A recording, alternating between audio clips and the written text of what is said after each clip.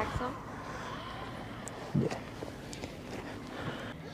All right, where do we start? Introduce yourself. My name is Gibson. For those who don't know me, I've recently done an Ironman 70.3, so I'm officially a triathlete. And yeah, now I'm doing an ultramarathon, my first ever ultramarathon. What's the distance? Well, I signed up for the 160 Ks, which is 100 miles. So it's the Kosciuszko, so it's a first time event. So very exciting to be part of it. So I first heard about this race from Tan, actually. My name's Tan. I got an email from like the UTA organisers saying that they're going to host a run in Mount Kosciuszko, and then I sent it to the group chat straight away. And I think Gibbs was like, "You want us to do it with you?" And I was like, "Yeah, heck yeah," because it's on my birthday as well. So he said he will do it for your birthday. yes, that's right. That's right. Just because it's your birthday, I'll probably do it with you. And then he told me the distance, which was 100 miles. I was like, in my head, there's no chance that I'm going to be able to do 100 miles because, well, first of all, it's like a massive, massive distance. Second of all, I never thought I'll be able to do that distance because of my knees and everything. What happened to your knees? So I've had 2 ACL reconstructions, and my latest one, on my first one I had a partial meniscus tear. Most recent one I had a bucket handle tear, which was really bad, which meant majority of my meniscus was completely torn, where I needed to do, where the surgeon actually said I can't fix it anymore, so they shaved majority of it off, so I don't have a meniscus anymore in my left knee. So there is a timeline for how long I can run before I start getting arthritis.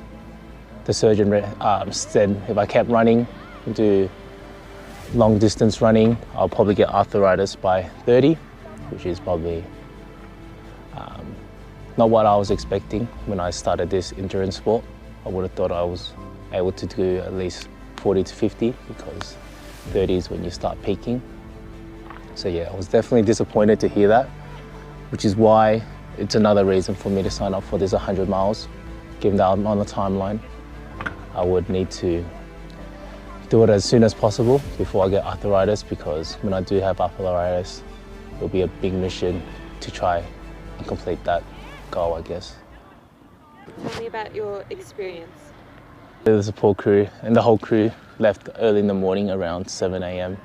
to get to Jindabyne so we can check into our homes and then get to the checkpoint to do our check-ins. And yeah, our drive was pretty smooth. We did a pit stop in Goulburn, and get some pies before we got here, so it was pretty good. Nice. So the race started on Friday morning. It started, I think the whole team was awake at 4, and I think everyone slept pretty early the day before at 9 or so. So everyone's up at 4, everyone's getting their breakfast in, everyone's checking their bags, making sure everything's ready to go and everything. And I think we got to the check, we left at 5-ish, and we got to, I believe it was Perisher Valley. We got there at 5:40, I believe. And then we didn't expect there to be that much snow. As soon as we got there, it was freezing, like cold. Like I never expected to see snow in December at all, given that it's summer. But that's Jindabyne, I guess, expect the unexpected. And yeah, we started warming up and then it was showtime.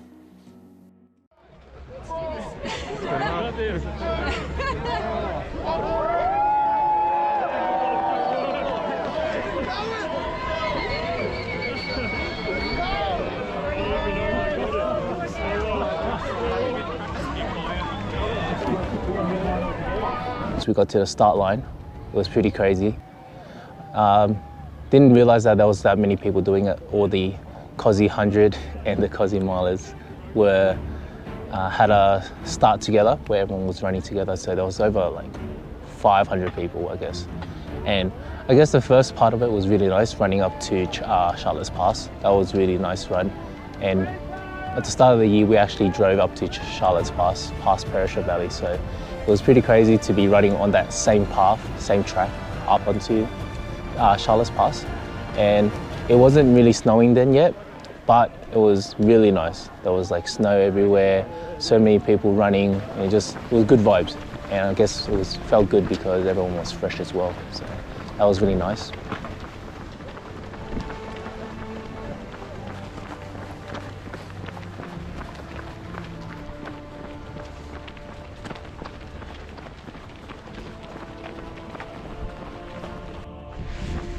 All right, guys, so we're like 6Ks in. We're taking it very conservative on these uphills. We're walking all of them, running all the downhills. Yeah, keeping the heart rate low. And I think feeling pretty strong. Yeah, just chilling. Just chilling. But it is hella cold. Yeah, view's massive, beautiful. Beautiful, look at that. Can't really see much because of the fog, but who would have thought it'd be snowing? It's great. Good to be out here. However, once we got to Charlotte's Pass, we had to take another path up into close to the summit, and holy shit, that was crazy. That was like a blizzard storm. I never seen snow fall down. Snowing. It was crazy being inside the blizzard and running it and seeing everyone having ice all over their knees, on their nose, knots were frozen. Like it was crazy. Like I've never experienced anything like that, but it was probably the highlight of the whole run because you never get an opportunity to run in the snow like that. So it was pretty cool. Once we got to the first checkpoint, that was no support crew, so it was just me and Tan. Everything went pretty smoothly. We just refilled our hydration, we got our hydrolytes, our sports drinks, and refilled our water, had a few bananas and oranges, and then we were good to go. We then went down the other path to Gathaka Burning Log. We actually had to go past a cheese grater. And the day before, we had a debrief with the directors of the race, and they mentioned to take it really slow here because the cheese grater is really, really sharp. And in my head, I was like, how sharp can it be? It can't be that dangerous, right? Until I actually got there. The first part of the section, I saw someone fall down, and they were legit on the side of the cheese grater on the ground. And we asked if they needed help, but so many people were already around there and they already asked for help. So that's when I realized, oh shit, this is serious. Gotta take it slow and actually be careful. Soon after that person, another person fell, and I saw them cut their arm, and they had someone was helping them bandage their arm. So I was like, shit, this is legit. So majority of the cheese grater, we were just walking. And then once we got off the cheese grater, it was a pretty nice run. It was like a small trail. There was a few bridges we had to cross. That was really nice. And then we finally got to checkpoint 2, Gathaka Burning Log. And I was pretty excited because this is finally where you get to see your support crew for the first time. So Tan and I were running through, and we were looking around. We're like looking left and right. I was like, where's the support crew?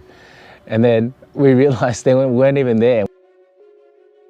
Checkpoint 2 was a bit stressful. Because I think that was the first checkpoint that we had to go to, and we thought we were prepared and everything, but didn't realize there was that big walk up the hill to get to the checkpoint. And then there was just so many things we needed to bring, so a little bit stressful, and then it was a bit upsetting when we missed them as well, because we would have liked to be there to help them, support them, give them food and everything, but yeah. Checkpoint 2 was stressful, I think, mainly because it was the first checkpoint, so didn't know what to expect, and I just feel bad because obviously you want to start strong, so for them to miss us at the first checkpoint, felt disappointed in ourselves in a way, because didn't want to let them down. But where are they? Down there. Oh, I didn't even see them come past there. Athlete point or something, and they refilled and everything already. So they walked up and they saw us, I think, and they were like, hey, we already checked. They're gone? Yeah, so they started running away. Oh. oh no. We were waiting here with the burgers, but apparently they were all the way on that side, but we actually didn't even see them go past. But they refilled their waters and they refilled their nutrition themselves, and they said they felt good. Yeah, off to checkpoint 3 now. We were kind of shocked. We're like, oh shit. Our plan was to have all the fuel or everything restocked at that checkpoint. And we realized, oh shit, they're not here. We just gotta do it ourselves. So we went into the aid station. I was kind of flustered. I was just sitting there, I was like, holy shit. We were planning for the support crew to refill my hydration, change our socks, do what we wanted them to do, but then we had to do it ourselves. So I was just sitting there, I was like, oh shit, I gotta get out of these socks because they were drenched. So I got out of the socks. Tan was a great help. He helped me refill my water. Tan is a more experienced trail runner than me, so he's done this a lot of times before. So he helped me refill my water. I got my socks changed. I ate a few bananas, bread, and then we were good to go. And then it was funny because after we got out the checkpoint, we actually saw our support crew and they were asking us if we needed everything and stuff, but we already refueled, we already restocked up all our fuel and hydration, so we were good to go. The remaining of the run, checkpoint 2 to 3, was pretty smooth. There was some nice trail runs in there, and then there was a massive uphill before you go to a downhill to checkpoint 3. This is where we finally saw our support crew. Ready, we're at checkpoint 3, setting up now. Good vibes here at Sponner's Chalet. In the cabin, there's a lot of instant noodles, mandarins, bananas, and stuff too for the athletes. So hopefully we'll see our boys soon. And honestly, it's probably one of the best feelings to see your support crew. Seeing everyone's waiting there for you, having all the meals cooked. Once we got there, I saw Emily first, she with a nice smile on her face, cheering us on. She helped us get to the timing checkpoint. Go Give! Go Tan! Yeah! Are we going? What's up, Dad? Let's go. Come on. What do you need? Tell me what you need. Socks? Socks, blanket. Yeah. Alright. Stephen, get the blanket from the car. Blanket. Blanket. Yeah. So here, a timing point. We need to go to the timing point, or else you won't get checked in. Okay. How are you guys going? You good? Looking good. Going strong. It's good, it's good. Once we sat down on an actual chair, we needed to stay warm. That was probably the most important thing. So we had blankets, safety, space blankets. We had a wrap. And it was pretty crazy just seeing everyone do their role that we discussed and planned out. It was pretty surreal to know that, oh shit, it's actually happening, because we were planning this for months. And yeah, to actually see it all happen and seeing everyone like actually trying to help us and support us and try to get us to the finish line, that was something special. I think I will never forget that moment. It's just, these guys are all out here to support Tan and I on this journey to try to reach 100 miles. And it's very, very special to have so many people be part of this process, who are willing and who are also willing to be part of this process and give it their all. Definitely very special. After we ate, we stocked up on checkpoint 3.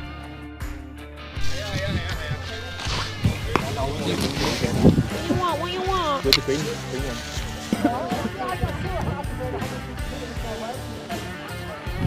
How your feet feel? Good?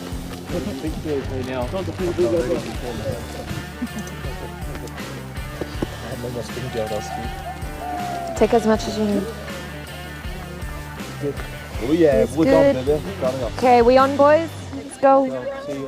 Well done. Keep it up, boys. You guys doing great.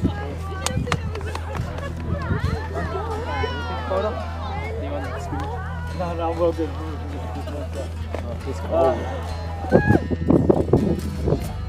You're doing good. We'll see you guys soon.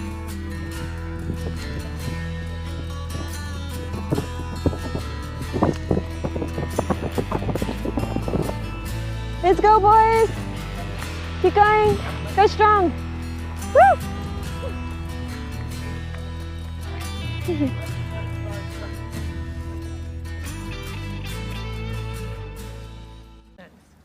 What was your reaction when he told you he was going to do an ultramiler, and also when he asked you to come support him? It wasn't a surprise to me. I'm not surprised that he did want to do an ultramarathon. This is the kind of crazy things that Gibson gets up to. Skeptical whether it would be possible. I'm like, that's a big step for him, but I think he can manage. And obviously hearing the distance of an ultramarathon really did shock me. I didn't even know that those sort of races existed. So he asked us, well, he asked me at karaoke. I was a bit drunk, but like I was happy, like I was more than happy to support him. I didn't really know what it was back then. He just mentioned he's doing some like ultra run. I didn't know it was 160 kilometers. Didn't know it was a trail run.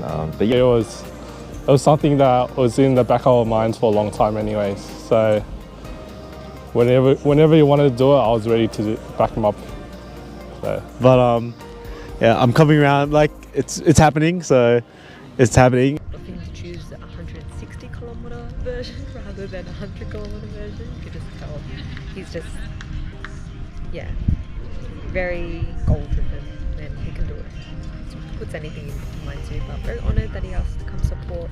Obviously we have a whole bunch of friends here, and big family, big team, good friends that just love to exercise and support each other, so it feels good.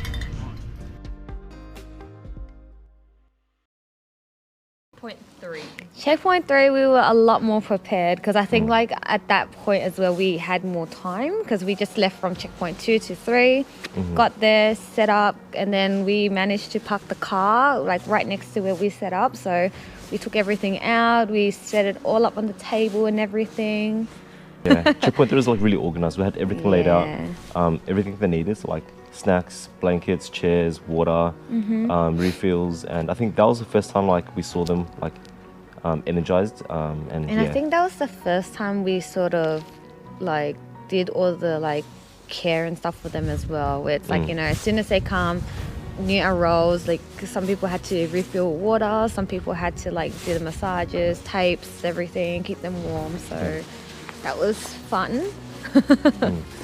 We went to checkpoint 4. Checkpoint 4 was Saw Peak Creek, and this was, I mean, it was a lot of downhill before we reached the trail parts, and it was actually a really, really nice run. This was, I believe we were close to the 50 kilometer mark already, and there was a 4 kilometer downhill run on the highway, on the pavement of the streets.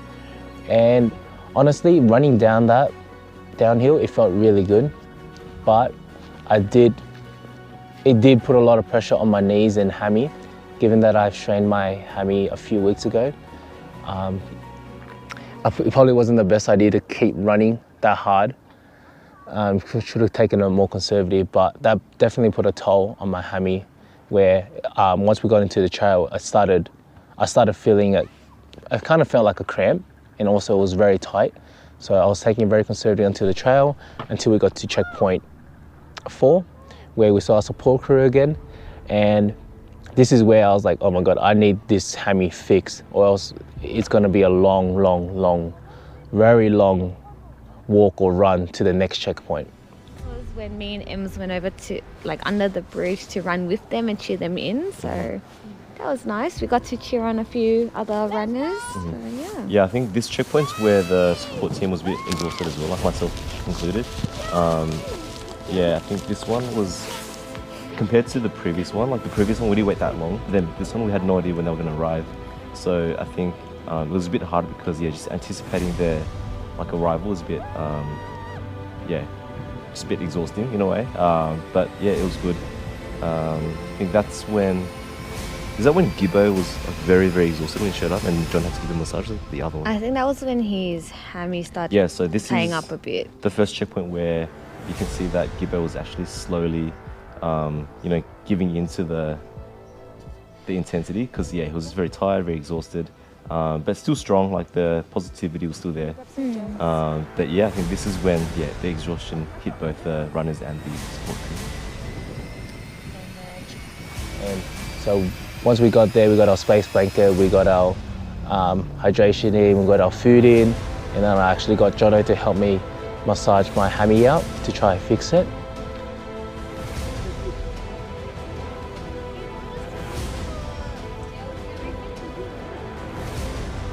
Do you want ice gel? Yeah, ice gel. It's in the Chemist's Works first aid one. And it actually felt pretty good after, so it wasn't too bad. We were able to get to checkpoint 5, which wasn't too far after checkpoint 4, was only like 3-4 Ks after. So that felt fine, that felt good. We actually then went to checkpoint, well, on our way to checkpoint 6, which was Banjo Patterson Lake Park. So this is where it separates the Kosci 100 and the Kosci milers. So the Kosci 100s will have to go straight back to, I believe, Bullock's Flat. The Kosci milers will have to do 2 extra loops of the lake, where we go from checkpoint 5 to checkpoint 6, which was Banjo Patterson's Park or Lake. And this was pretty cool. There was a massive uphill out of checkpoint 5, so we were just taking very conservative. We are now, how many Ks in? 68. 68, yeah. We're not halfway yet, almost, but the next checkpoint, we will start having our paces come out, so maybe they'll boost the vibe and give us some more energy to keep pushing. But yeah, right now it's pretty tough. Agreed. The pain's there. Feet are battered. Feet are battered. Mind is knackered. Fuck, my legs are dead. But you know what? We're only how many hours in? About 11? 11 hours in. Yeah, we're doing okay. So we've got 36 hours to spare. We're gonna enjoy it, make the most of it. And yeah, this is what we signed up for. The Kosci Miler. Once we got out of the down uphill, we actually had to take a boat. So this was a neutral zone where your time didn't count, but the distance still counts. So we had to take a boat, which was pretty interesting. I wasn't expecting to take a boat on a trail run. I would have thought it was just purely running. I wasn't too worried about being seasick because I don't really get motion sickness. But it was interesting. It was pretty fun seeing everyone on the boat. Everyone was smiling, and it's kind of like a breather where you get to see everyone and make a few jokes, have a few laughs, meet a few new people. So that was very nice. But after the boat ride and we got up to the trails, this is when I actually start feeling my hammy burn. Like, it was hurting. Tan was great company. He kept trying to push me on, kept asking me what I was thinking. And then I believe, I don't know how Tan did this, but he felt that there was a blister forming in his leg, but he was experienced, so he just said, fuck it, he's just gonna keep running. So once he told me that and I saw him run, I was like, what the hell is this guy on? I was like, fuck, I have to keep up, I'm gonna get left behind. So we did a little surge. It was like around 3-4 K run, and I think that's what got me. I think I pushed it a bit too much, too soon, where I should have taken a more conservative approach. I was a bit tired after that, and my legs were definitely feeling it. My hammy was burning. Once we got to checkpoint 6, it was great to see the support crew again. We spent a lot more time at this checkpoint than the other ones. Set up camp, and we, got everything ready. We got a really good, position from where the checkpoint was as well. So yeah, just set up, same thing, wait for them. A few people started to rest because their paces were coming in as soon as they got into the checkpoint. Yeah, I think this was probably the checkpoint where we realized, like, holy shit, like the run's actually getting to them, because I know both Gibbo and Tan were like very tired, like when they came in, like no smiling. Maybe Tan was smiling a bit, but yeah, they were like really like feeling the intensity. Let's go.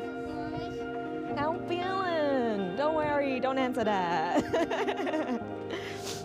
We're across, but you guys have to pass 2 timing things, so it logs in and then yeah. But yeah, I think this one we were quite prepared as well. Like we had food and everything ready for them. And yeah, it was like, yeah, again, very chill. We wanted to make sure that we had everything we needed. We were well rested before we left. And yeah, I think we had my mum's chicken soup, we had chicken noodles, and we put on our thermals because it was starting to get dark. And yeah, this is when the support crew members, actually the pacers were actually joining us. So it was pretty cool. Jono was my first pacer, and then I was planning to have Stephen to join me and Emily. Jono was the first pacer, and he was a great pacer. He was watching me, making sure I had everything. He was pushing me, talking to me, trying to distract the pain. And honestly, it was going well for the first 5Ks. And then once we reached the trail before we get to the boats, everything started to hurt. My legs, my hammy was just burning, and it started to feel like it was tugging, it was pulling on each other. Every uphill I was going, I was slipping. My legs had no strength at all to hold my weight to go uphill, and even downhill I had to put so much pressure into the poles, where if I didn't have the poles I would have just slipped and just fell face first. So at that point I was at like my lowest. It was dark. I couldn't really see anything other than what the light was showing me, which was just the ground. And I was just telling myself, I was like, oh, keep going. Like, you don't want to come back here. Like, finish it so you don't have to come back here. And honestly, I kept thinking that so much that was all I was thinking about. But the pain was just too much. And I think if I kept going, I would have pulled my hammy. And that was honestly the last thing that I want, is another injury. Given my bad injury history, it's pretty bad. So it was one of the last things that I wanted.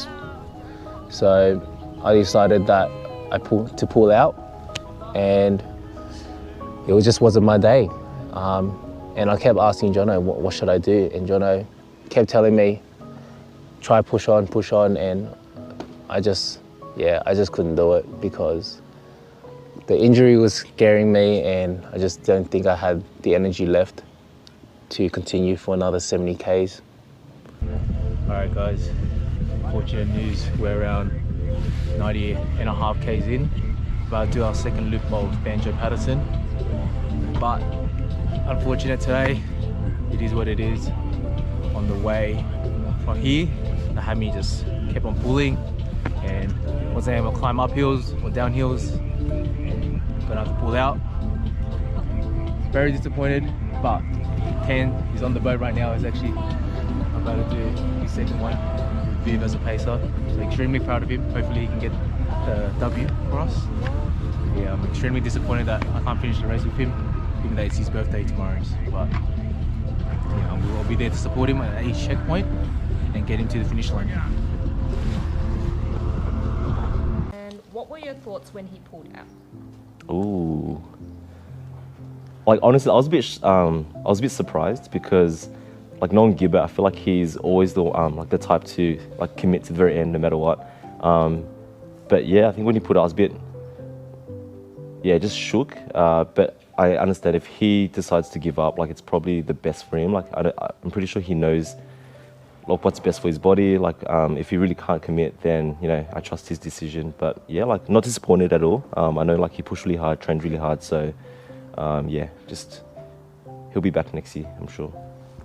Yeah, just shocked as well, because I didn't expect to see them when I was going to the car, and then he told me that, like, he couldn't finish, but understandable, like, he listens to his body, and it's still a very good achievement too. So I was there when he was struggling at his, like, at the, I think it was 90-kilometer mark. So I could see he was in a really tough spot, but he chose to keep going with future events. I think that was a good decision. He tried his best, and he'll make it up for it next year. So yeah, we stopped at 94 Ks, which is a massive PB for me, given that my longest run was 50 Ks. So yeah. That was only just to qualify. Yeah, and that 50K was just to qualify to do this ultra. And honestly, I didn't have the best prep going into this 100 miles. It was a bit rushed. My main focus was the Ironman 70.3, which was in the 3rd week of September. So I had maybe 2-3 weeks to recover from that. And then I had to do a 2-month prep for this 100 miles. And the volume, it was the most volume I was ever doing for running, hands down, but it wasn't enough volume for what is needed to do the 100 miles.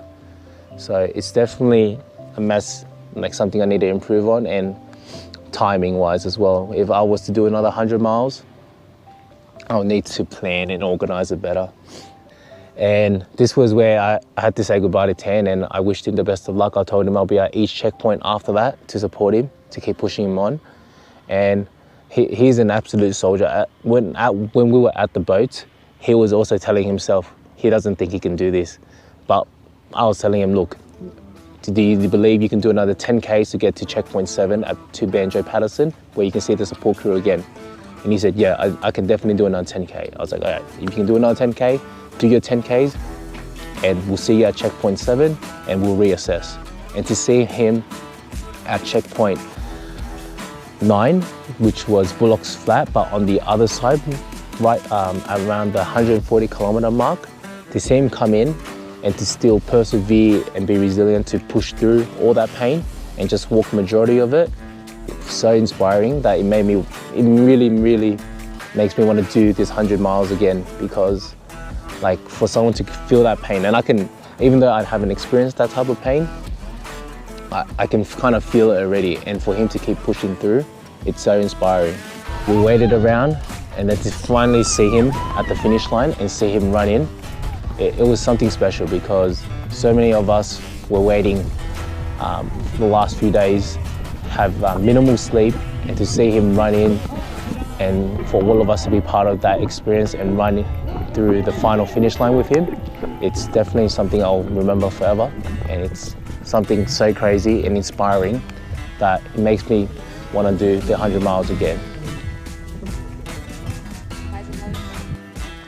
Highs is definitely just being part of this whole process, like having the whole support crew being here, being everyone's coming down to Jindabyne is definitely very special.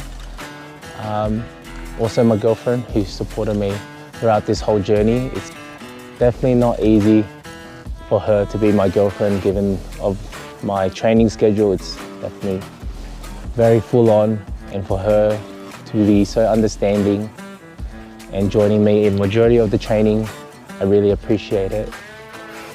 And the lows is definitely just not being able to finish it. I think that's something I really wanted to do, and it's something I actually believed I could have finished it, but I just, in the moment, that low point was just so crazy that I never experienced anything like that. I couldn't even walk up or down those slopes, and there was just so much pain. I don't know, it's either a smart choice or a bad choice. It's a smart choice to pull out and not get injured, but it also could be a bad choice where I could have digged in deeper to maybe persevere and keep pushing to find that next level. But you know, if this event in this Jindabyne Kosciuszko 100 miler is back on, I'll be back for sure. I'll definitely be back, and if it's on next year, I'll definitely be doing it again. See you next year. See you next year, Kosciuszko.